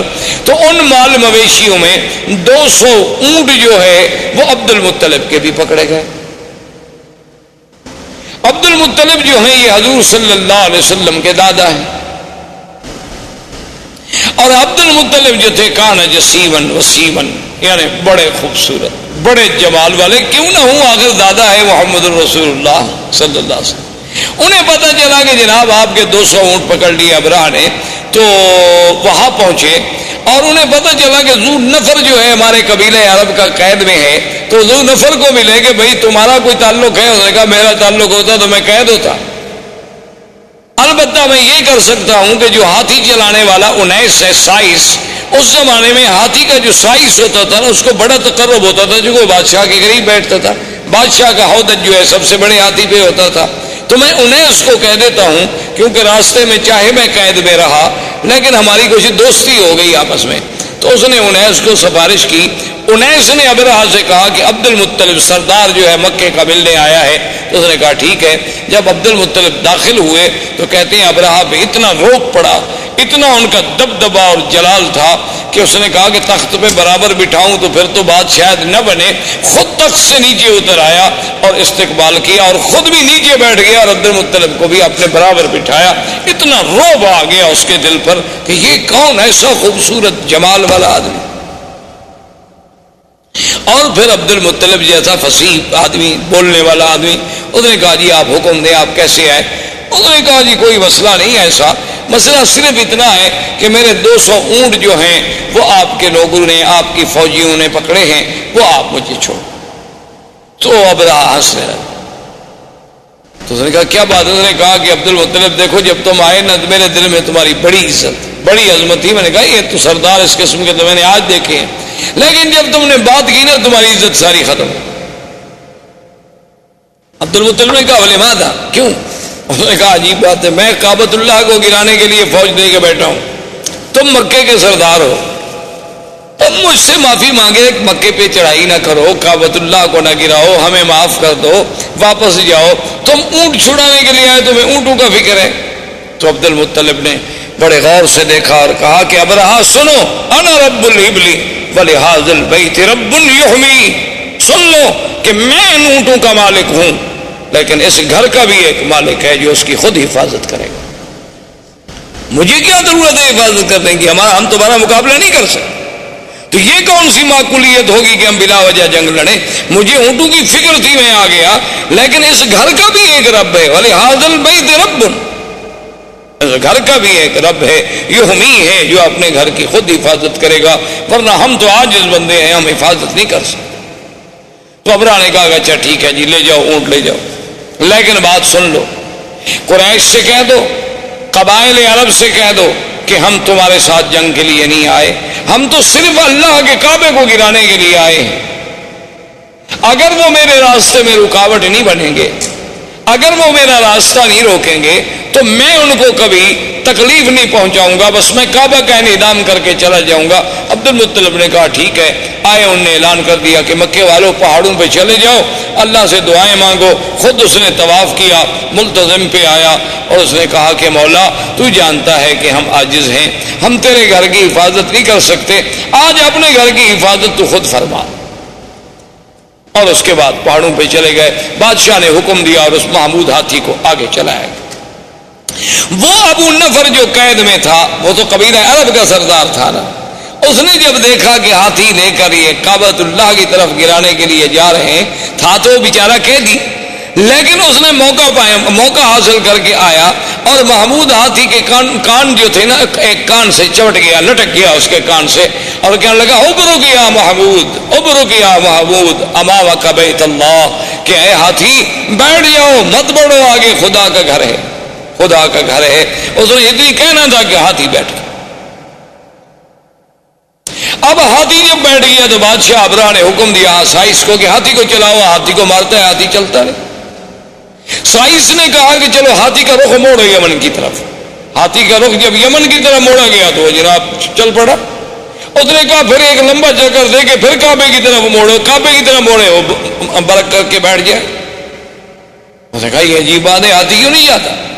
اس نے کہا جی اب آپ دیکھ رہے ہیں میں یمن کی طرف چلاتا ہوں تو چلتا ہے، اور کعبے کی طرف چلاتا ہوں تو نہیں چلتا ہے۔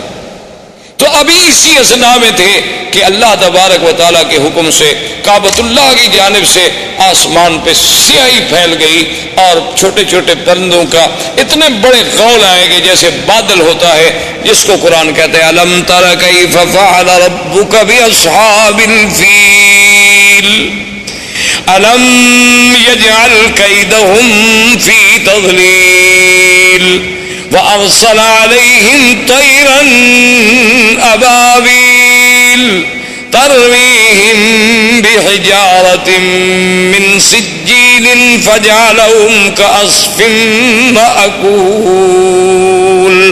اللہ نے فرمایا کہ آپ نے نہیں دیکھا کہ اللہ نے ہاتھی والوں سے کیا کیا؟ اللہ نے کیسے ان کی قید، ان کے مکر، ان کے چالاکی، ان کے دھوکے کو اللہ تبارک و تعالیٰ نے کیسے مٹا ڈالا، اور کیسے فرمایا کہ پرندے بھیجے، اور پرندے بھی چھوٹے سے، اور ہر پرندے کے پاس 3 چھوٹے چھوٹے پتھر کے دانے ہیں، یعنی ایک پنجے میں، ایک دوسرا پنجے میں، ایک چونچ میں۔ اللہ نے حکم دیا کہ بس ان کو تم گراؤ، یہ ایٹم کے ذرے بن جائیں گے۔ فَجَعَلَهُمْ كَعَصْفٍ مَّأْكُولٍ، ایسے ہو گئے کہ جیسے گھاس چرا ہوا، گھاس دیکھا نا جیسے روندا ہوا ہو، گھاس جانور چبا چبا کے پھینک دے اور پاؤں کے تلے رونٹ ڈالے۔ بعض کہتے ہیں کہ جس پہ وہ آیا بیماری ہوئی اور گوشت گلنے لگ گیا، گرنے لگ گئے، مرتے مرتے ابرہہ مر گیا۔ تو یہ وہ سال ہے جس میں ولد فیہا رسول اللہ صلی اللہ علیہ وسلم، جس میں میرے مدنی محمد مصطفیٰ صلی اللہ علیہ وسلم پیدا ہوئے۔ چونکہ عرب کے پاس کیلنڈر نہیں تھا، تقویم نہیں تھی، تاریخ نہیں تھی، وہ بڑے بڑے حوادث کو یاد کرتے تھے کہ یہ واقعہ کب ہوا، یہ واقعہ کب ہوا۔ اب ان کو جب پوچھا جاتا کہ حضور کب پیدا ہوئے، وہ کہتے اس سال پیدا ہوئے جس سال ہاتھی کا قصہ ہوا، ولد سنۃ الفیل۔ تو اب میرے مدنی صلی اللہ علیہ وسلم کی پیدائش کا مرحلہ آیا۔ تو یہ احوال عرب تھے۔ اس کے بعد جو میں نے سابقہ درس میں عرض کیا تھا وہ پیدائش سے پہلے کے حالات تھے، اور زندگی باقی انشاءاللہ تو آنے والے درس میں اب ہم بیان کریں گے ولادت محمد مصطفیٰ۔ والسلام علیکم ورحمۃ اللہ وبرکاتہ۔ برادران اسلام، آج کے اس درس میں سرکار دو عالم، سرکار مدینہ حضرت محمد مصطفیٰ صلی اللہ علیہ وعلا آلہ و اصحابہ وسلم تسلیما کثیرا کثیرا کی سیرت مبارک کے بارے میں کچھ باتیں عرض کریں۔ سب سے پہلی بات تو یہ تصور فرما لیں کہ حضور صلی اللہ علیہ وسلم کی سیرت مبارکہ، آپ کی سیرت طیبہ، آپ کی زندگی کے ہر پہلو میں ایک ایسی شان ہے کہ ساری زندگی بھی انسان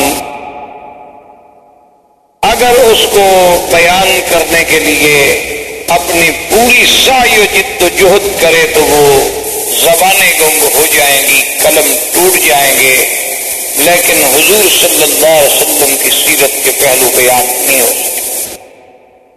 ہم مسلمانوں کا الحمدللہ یہ عقیدہ ہے کہ اللہ تبارک و تعالیٰ نے جتنے پیغمبر مبعوث فرمائے، جتنے نبی بھیجے، جتنے رسول آئے، جن کی صحیح تعداد کا علم تو اللہ کو ہے۔ عام روایات سے جو بات معلوم ہوتی ہے وہ یہ ہے کہ 1,24,000 نبی بھیجے گئے، جن میں 313 رسول آئے، اور ان 313 رسولوں میں سے پھر 5 اولو العزم من الرسل آئے، اور ان 5 میں سے بھی پھر سب کے سردار جو ہیں وہ خاتم الرسل سیدنا محمد مصطفیٰ صلی اللہ علیہ وسلم کی ذات مبارک۔ تو اس لیے حضور صلی اللہ علیہ وسلم کی زندگی کا ہر پہلو، یعنی آپ کی ولادت سے قبل، آپ کی ولادت مبارکہ کے احوال، آپ کی ولادت سے پہلے کے علامات، آپ کی ولادت سے قبل کے مبشرات، آپ کی ولادت باسعادت کے وقت کے حالات، آپ کا رضا، آپ کا بچپن، پھر آپ کی جوانی، پھر آپ کے ازواج مطہرات سے نکاح، پھر حضور صلی اللہ علیہ وسلم کی بعثت، نزول قرآن، پھر سرکار دو عالم صلی اللہ علیہ وسلم کی مکی زندگی، پھر حضور صلی اللہ علیہ وسلم کی ہجرت، حضور صلی اللہ علیہ وسلم کا معراج، حضور صلی اللہ علیہ وسلم کا اسراء، حضور صلی اللہ علیہ وسلم کے غزوات، اسی طرح حضور صلی اللہ علیہ وسلم کا جمال،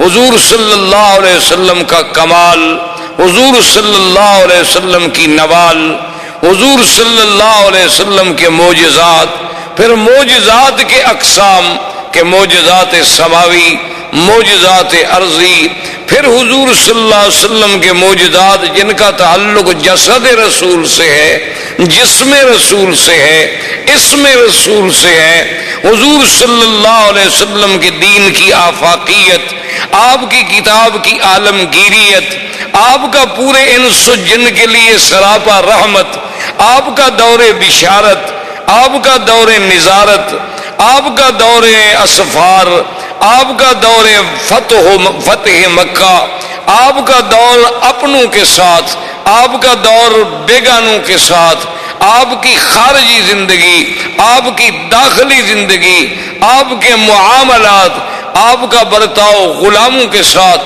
کون سا پہلو ہے جس پہ آدمی، کوئی مورخ، کوئی صاحب قلم، کوئی استاذ، کوئی مدرس، میرا تو ایمان ہے کہ اگر ساری دنیا کے پڑھے لکھے لوگ بھی سیرت پاک پہ لکھنا شروع کر دیں تو ہماری اپنے عقول، ہمارے اپنی جد و جہد، ہماری سعی، ہماری ہمتیں، ہماری زبانیں گنگ ہو جائیں گی، لیکن سیرت پاک کے پہلو ہم کسی طرح سر انجام پورے نہیں کر سکے صلی اللہ علیہ وسلم۔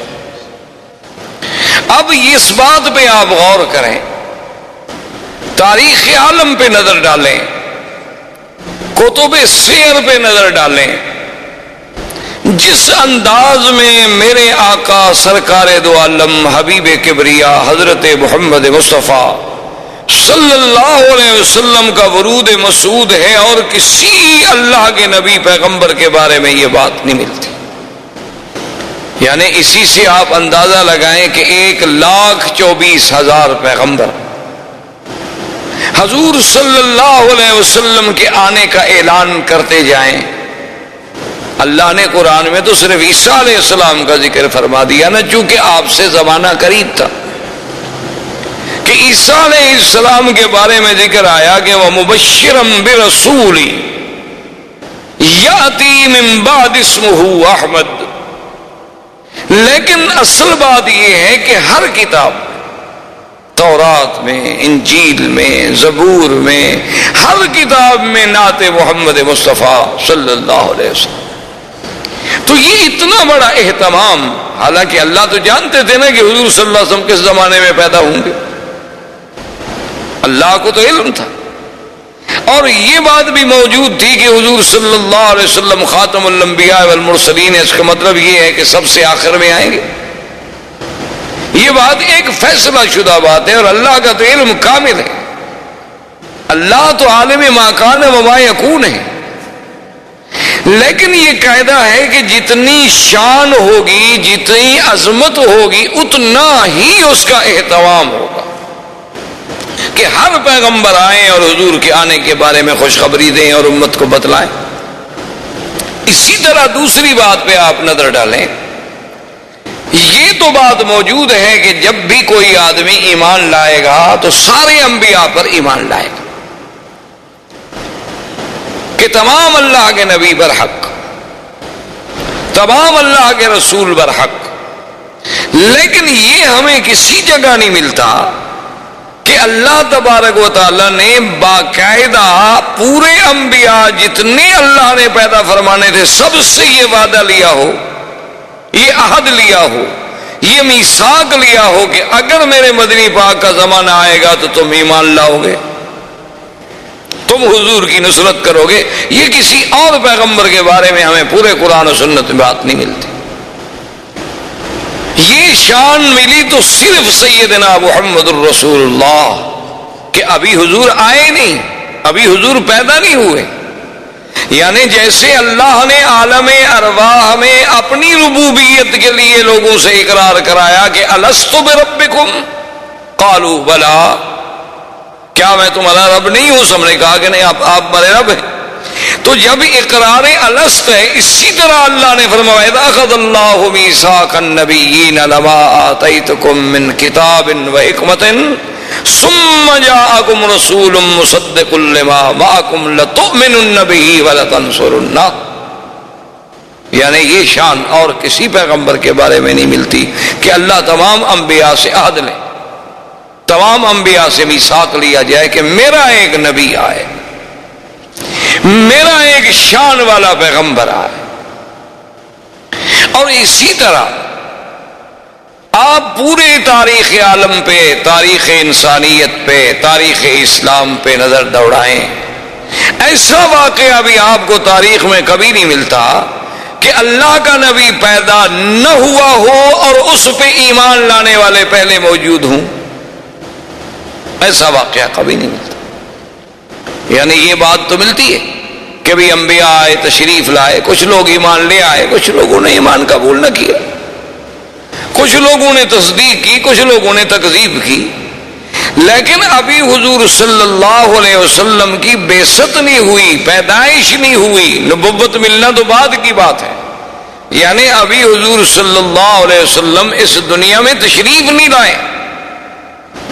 اس وقت تبابع یمن میں سے ایک بادشاہ گزرا جس نے حضور صلی اللہ علیہ وسلم کی سیرت کتب سابقہ میں جب مطالعہ کیا اور سرزمین مکہ و مدینہ سے گزرا اور یہاں کے مناظر کو اپنی آنکھوں سے دیکھا اور ان کتب سماویہ کے ساتھ اس کا تقابل کیا، تو اس نے ایک خط لکھا اور اپنے اس ملک میں شاہی فرمان کو امانت کے طور پہ جمع کرا گیا کہ میرے بعد یہ خط جو ہے محفوظ رکھا جائے، اور جب وہ سرکار دو عالم اللہ کے نبی سرزمین مکہ میں پیدا ہوں تو میرا خط پیش کیا جائے۔ یعنی ابھی حضور صلی اللہ علیہ وسلم پیدائش بھی نہیں ہو، اور اس نے اس میں خط لکھا کہ میں تبع یمن ہوں، اور میں اس بات کے لیے یہ خط لکھ رہا ہوں کہ اگر اللہ نے میری زندگی میں آپ کو پیدا فرما دیا تو سب سے پہلے ایمان لانے والا میں ہوں گا، اور میں آپ کا وزیر بنوں گا، میں آپ کا معاون اور سپاہی بنوں گا۔ حالانکہ وہ بادشاہ ہے، یمن کا بادشاہ ہے۔ تبابع جو ہے، یہ تبا جو تھے، یہ یمن کے بادشاہوں کا لقب تھا، جیسے قیصر روم کے بادشاہوں کا لقب تھا، کسرا فارس کے بادشاہوں کا لقب تھا، اسی طرح فراعنہ مصر کے بادشاہوں کا لقب تھا، تو نجاشی حبشہ کے بادشاہوں کا لقب تھا، تو تبابع جو ہے وہ یمن کے بادشاہوں کا لقب تھا۔ وہ تبا الاکبر، تبا الاول، تبا الثانی، اس طرح پکارے جاتے تھے۔ تو اس نے لکھا کہ اگر حضور سرکار دو عالم صلی اللہ علیہ وسلم آپ کو اللہ نے میرے زمانے میں میری زندگی میں پیدا فرما دیا تو میں آپ کا سپاہی ہوں گا، آپ کا وزیر بنوں گا، آپ پہ ایمان لاؤں، اور اگر میں پہلے مر گیا اور آپ میرے بعد دنیا میں تشریف لے آئے تو پھر میرے گواہ رہیں کہ میں آپ پر ایمان لا چکا ہوں۔ یعنی اندازہ فرمائیں کہ پوری تاریخ انبیاء میں یہ بات نہیں ملتی کہ ایک نبی پیدا نہ ہو لیکن ایمان لانے والے پہلے اقرار کریں اور پھر اس طرح اہتمام کریں کہ شاہی فرمان لکھ کے اس کو باقاعدہ جمع کرایا جائے۔ احباب کرام، اس کے بعد اب آپ اس مبارک سلسلے کی CD نمبر 2 سماعت فرمائیں۔